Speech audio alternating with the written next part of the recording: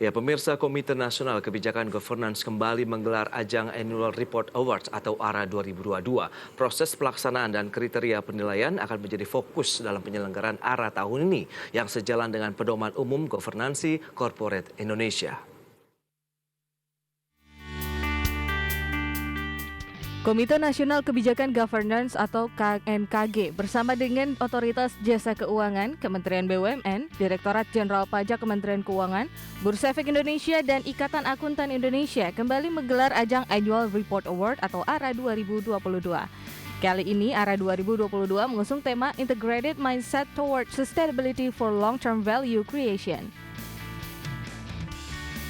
Kompetisi Annual Report atau buku laporan tahunan ini bertujuan untuk mendukung dan meningkatkan kualitas pengungkapan praktik governansi korporat dan keberlanjutan melalui Annual Report atau buku laporan tahunan sebuah perusahaan.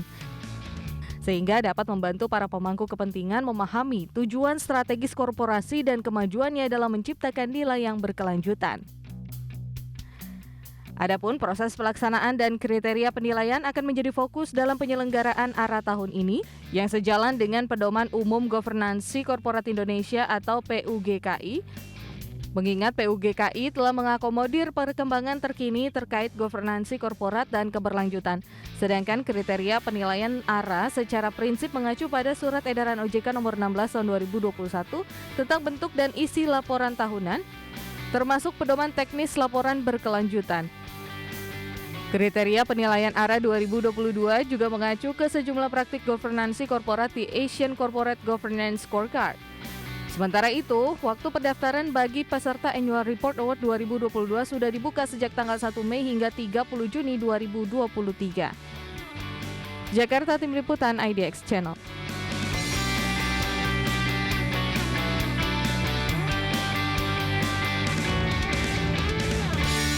Baik pemirsa, untuk membahas tema kita hari ini, Annual Report Award 2022, sudah hadir di studio bersama saya, Profesor Mardiasmo, Ketua Umum KNKG, Ketua Pengarah Annual Report Award 2022. Selamat pagi Prof. Mardiasmo. Selamat pagi, Assalamualaikum Mas Pras. Waalaikumsalam warahmatullahi wabarakatuh. Terima kasih. Alhamdulillah sehat Prof. Alhamdulillah, terus semangat Mas. Semangat terus ya. Karena kita akan menggelar ARA 2022 ini Prof ya. Bisa dijelaskan terlebih dahulu tidak sih kepada pemirsa ARA 2022 ini seperti apa? Dan ini kan digelar kembali begitu ya, sempat vakum ini Prof, silakan.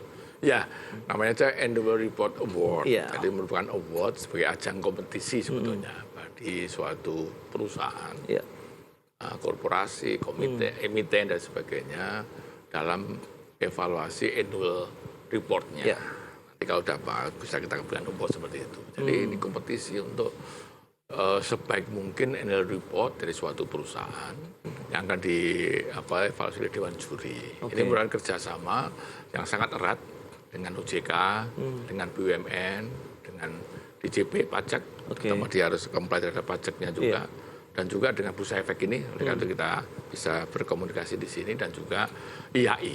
Nah, IAI itu sangat-sangat vital di sini, karena beliau adalah ketua Dewan Jurinya, Pak Bu Linda, dan juga tadi Bu Rosita juga wakil ketuanya. Di samping ada beberapa lagi pakar untuk Dewan Juri ini. Jadi ini ajang kompetisi dan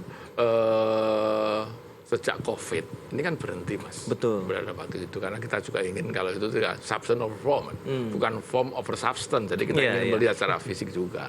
Sehingga terakhir dilakukan di tahun 2019 untuk laporan keuangan tahun 2018. Nah, 2019 itu sudah terakhir yang mengadakan KNKG. Waktu itu sebelum-sebelumnya adalah yang mengadakan OJK. Iya. Tapi supaya menjaga independensi, kan OJK sebagai regulator. Betul. Maka diserahkan pada Komite Nasional Kebijakan Governance ini. Itu tahun 2019. Nah, sekarang di tahun 2003 untuk tahun buku 2022 kita adakan lagi lah. Dengan namanya New ARA gitu. Baik, New ARA ini mengusung konsep seperti apa? Kalau kita lihat ini kan setelah sempat vakum, kemudian ini dibangkitkan lagi. Adakah kriteria ataupun inovasi baru yang diusung nih untuk ARA tahun ini nih, Prof? Ya, New ARA ini ada semuanya new ya, new approach ya, ruh baru itu, dan juga di dalam annual report ini kita minta tidak hanya annual report yang biasa, tapi ada unsur sustainability reportnya, ada comprehensive reportnya, termasuk isu mengenai ESG reportnya.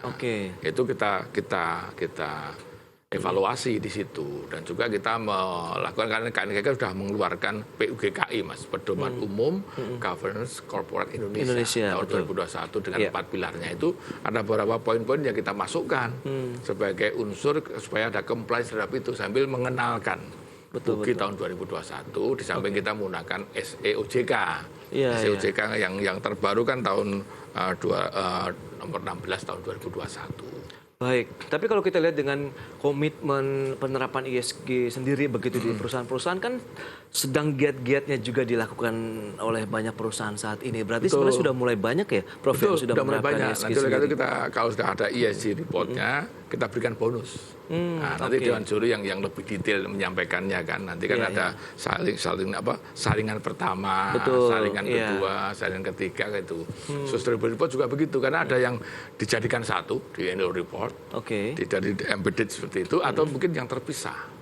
Ya, nah, yang penting di dalam laporan yang tadi bisa kita masukkan, kita ambil dari mana-mana kan, itu kan tidak hanya rapor yang dia sampaikan. Betul. Sudah dipublish lah ya, Prof, dipublish, download di mana-mana itu sudah ada belum ESG-nya seperti itu, atau yang sifatnya lebih kepada sustainability, Mas, karena penting sekali tuh mengenai going concern dan ESG. Jadi kalau kita melihat kan istilahnya kan ESG, environment social governance. Nah, governance itu GRC terintegrasi, governance, risk, and compliance terintegrasi.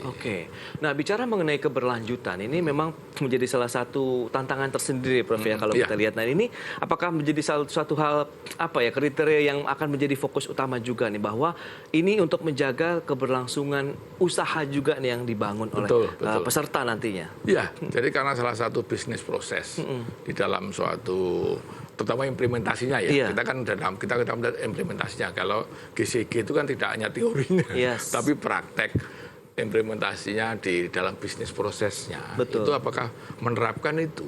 Dan sustainability itu justru dalam PUGKI ini diminta ada suatu direktorat. Sekarang dulu ada direktur yang mengenai risk and management. Waktu itu kan gitu, yang ngerim gitu kan. Sekarang kalau bisa ada direktur yang khusus menangani sustainability ini, Mas. Karena sekarang banyak yang beberapa perusahaan tahu-tahu ambruk, tahu-tahu tutup kan gitu kan. Nah, itu jadi kita ingin bagaimana sustainability bisa berjalan dengan baik. Itu dilaporkan juga. Oleh karena itu di dalam arah ini, kan kita mengusung tema yang baru, terutama yang sustainability for long term value creation ini. Nah, itu yang kita ingin usung seperti itu, Mas. Baik, itu dia memang sesuai dengan tema yang diangkat di ARA 2022, Integrated Mindset Toward Sustainability for Long Term Value Creation. Jadi benar-benar ini ada satu nilai yang dikreasikan untuk menjamin perusahaan berkesinambungan atau berkelanjutan begitu ya, Prof.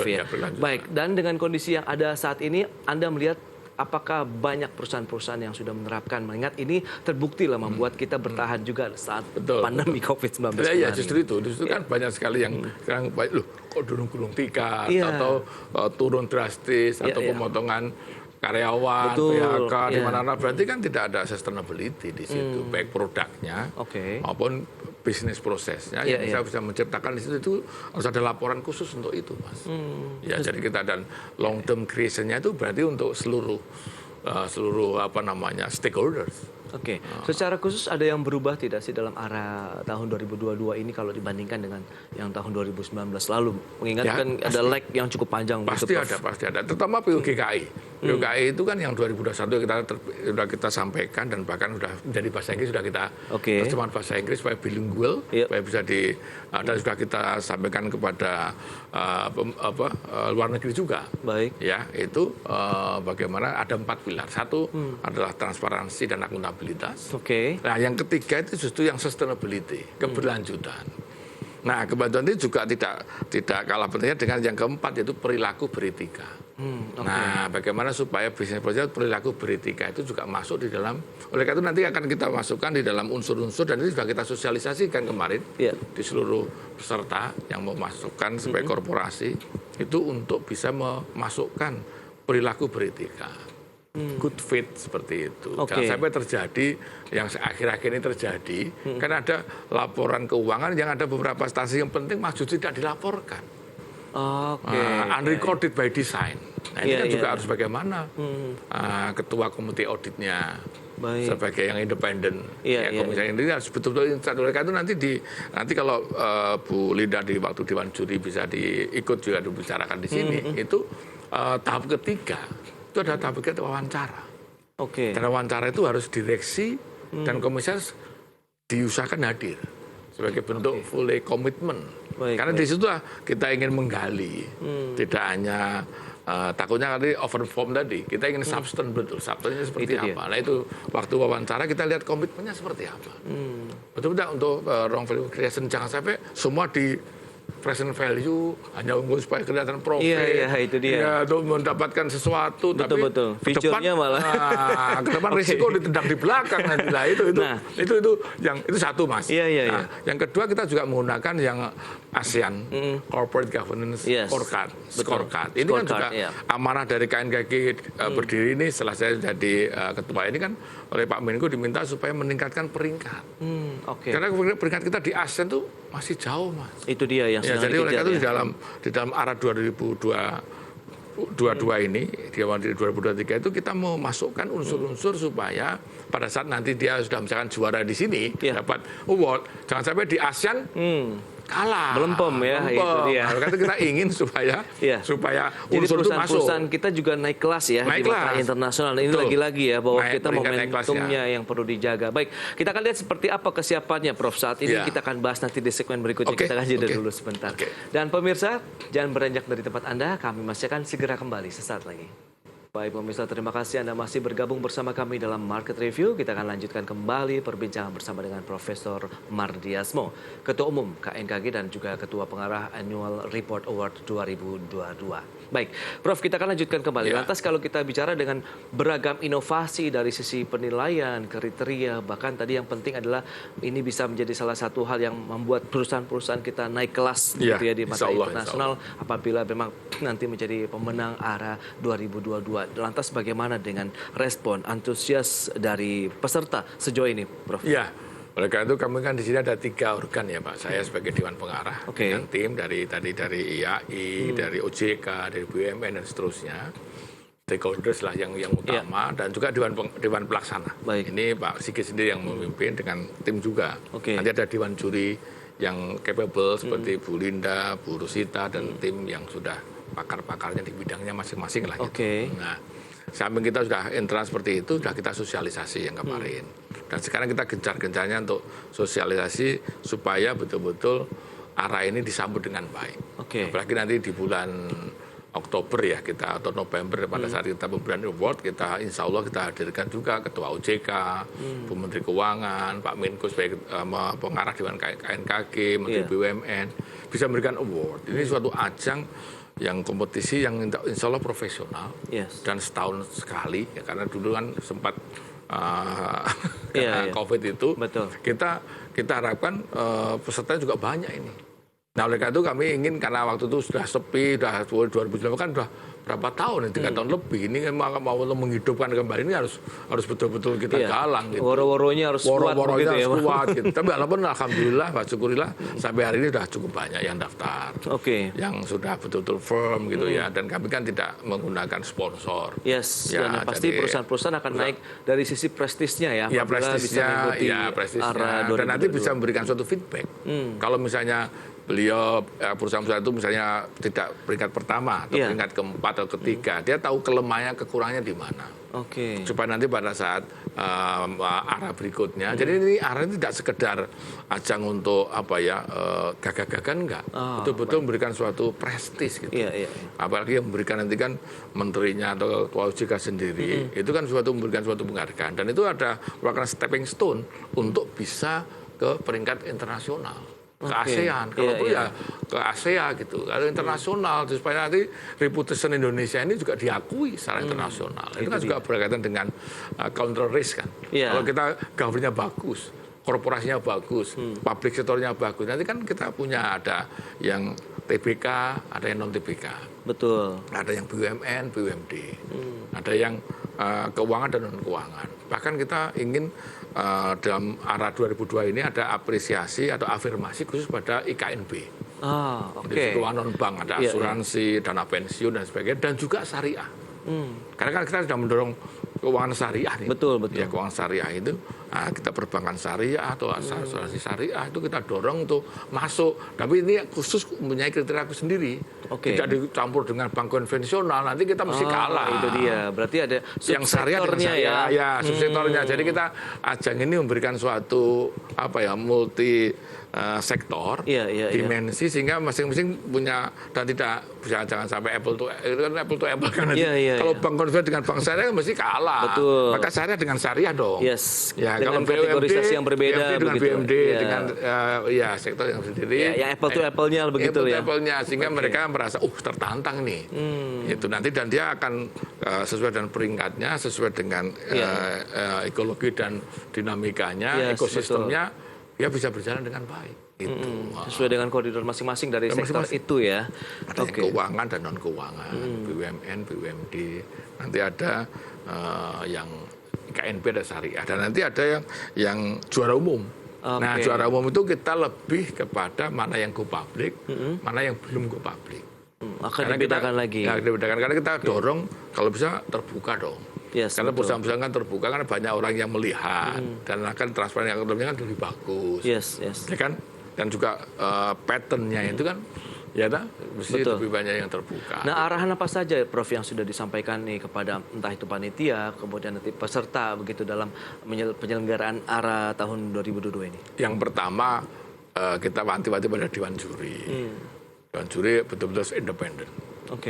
Harus profesional dan harus updated lah gitu. Dan juga harus melihat betul kira-kira perusahaan akan menjadi pemenang award ini, jangan sampai ada perusahaan yang insya Allah berdoa tidak bermasalah gitu. Karena kita tahu, kita kan hanya mulai dari annual report. Ya kan, Pak? Jadi sepanjang potret lah gitu. Betul. Nah, kita ingin juga melihat sedikit banyak prosesnya juga. Oleh karena itu kita wawancara dengan direksi, komisaris gitu kan, untuk melihat sebetulnya ini seperti apa sih. Tidak hanya potret laporan keuangan saja gitu. Karena banyak sekali laporan keuangan yang kadang-kadang ya kita tahulah di dalam accounting ya. Walaupun kita betul GCG, kan GCG yang membuat juga manusia. Yang melaksanakan GCG itu juga manusia. Nah, kalau manusianya punya hidden agenda, tidak punya good faith, untuk di laporan keuangan yang dibuat dari bad governance, nah ini kan repot ini. Maka kita lihat proses-prosesnya lah. Jangan sampai yang akan mendapat award ini laporan keuangan yang dalam tanda petik disulap dari bad governance. Ini kan tidak benar. Maka kita harus betul-betul di-proof sana, proof ke sini, supaya paling tidak menghasilkan suatu award yang betul-betul profesional. Korporasi yang menang itu betul-betul memang yang betul-betul secara substance. Itu memang yang saatnya menang, tidak direkayasa, tidak di di make up dan sebagainya. Ini ujian bagi Dewan Juri. Supaya Dewan Juri bisa melihat secara jeli, ya sesuai dengan klasternya tadi, yang syariah, yang BUMN, BUMD itu, atau IKNP atau keuangan dan non keuangan itu, tapi betul-betul ahlinya gitu. Ini reportnya seperti apa, trennya seperti apa, masuk pasar modal sudah berapa lama. Karena kita tidak ujuk-ujuk yang baru pasar modal kemarin kan. Kita ada tracking juga berarti. Ada trackingnya juga. Oleh karena itu kita dari KNKG ini kita ingin database. Database yang sekarang ini kita kumpulkan. Maka kita mengadakan untuk KNKG ini supaya database-nya mulai sekarang kita kumpulkan.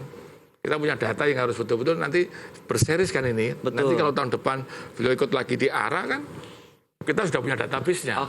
Tinggal menambah. Jadi konsistensinya, berarti accountability-nya jalan. Peserta yang ikut tahun sebelumnya ataupun yang tahun ini pun bisa mengikuti arah-arah berikutnya. Dan kita tahu, ketika dia tahu kok ini berbeda dengan yang kemarin, itu kayak seperti sulapan nih. Kita bisa melihat ini benar apa tidak ini. Kita konfirmasi dengan direksi, dengan komisaris yang hadir seperti itu. Waktu terakhir wawancara untuk menentukan ranking 1, 2, dan 3 di masing-masing kategori. Berarti ekosistemnya juga akan dilihat di perusahaan, membangun bisnis, hubungan karyawan, kemudian pimpinan dan lain begitu ya. Betul, termasuk tidak hanya untuk customer, tapi untuk employee juga. Supaya employee jangan sampai dia ada strike misalnya, gitu, ada PHK misalnya, ada tadi sustainability harus kita lihat, termasuk produk-produknya itu yang mendukung dengan environment enggak, sosial seperti itu, karena sekarang banyak produk-produk yang dibuat tapi merusak lingkungan hidup, merusak alam, tidak emisi. Seperti yang Bapak Presiden waktu G20 di Bali kemarin kan, bagaimana kita mengurangi itu kan? Betul. Ya, mungkin tidak selain green energy sekarang blue energy. Iya, blue energy. Itu berbeda. Itu kan nanti kalau misalnya yang non keuangan ataupun itu kan harus kita lihat. Dia buat report nggak seperti itu, dan bagaimana arahnya bisa supaya sesuai dengan arah G20 itu, ya kan gitu kan. SDGs juga kita jalankan, Mas. Oke, terakhir harapan dari Prof. Mardiasmo ini terkait dengan penyelenggaraan ARA tahun 2022 seperti apa nih, Prof? Ya, ini karena sudah lama vakum. Ya. Maka insya Allah ya bismillah supaya banyaklah yang mendaftar. Banyaklah yang masuk sebagai peserta. Sehingga tim juri juga punya banyak perusahaan yang dievaluasi. Baik. Sehingga makin banyak yang dievaluasi kan kita bisa punya kesempatan untuk memilih yang terbaik dari yang ada seperti itu. Dan ini tantangan bagi kita untuk supaya, oleh karena itu kami juga minta Bursa Efek Indonesia ini melalui Mas siap. Mas Pras ini bisa terus kembangkan supaya betul-betul tahu, jangan sampai saya nggak tahu ya, jangan sampai seperti itu. Walaupun sebenarnya sudah masuk di mana-mana seperti perusahaan yang maju, apalagi IT yang sekarang sudah bisa jalan. Sosialisasi akan terus dilakukan dan pastinya ini adalah perusahaan-perusahaan yang benar-benar berkualitas nantinya akan menjadi pemenang ARA 2022. Baik, Prof, terima kasih banyak atas waktu dan sharing yang sudah Anda sampaikan terkait dengan Annual Report Awards 2022 ya. Baik. Dan pemirsa, 1 jam sudah saya menemani Anda dalam Market Review. Saya Prasetyo Wibowo beserta kerabat kerja yang bertugas undur diri. Terima kasih dan sampai jumpa. Terima kasih banyak, Prof.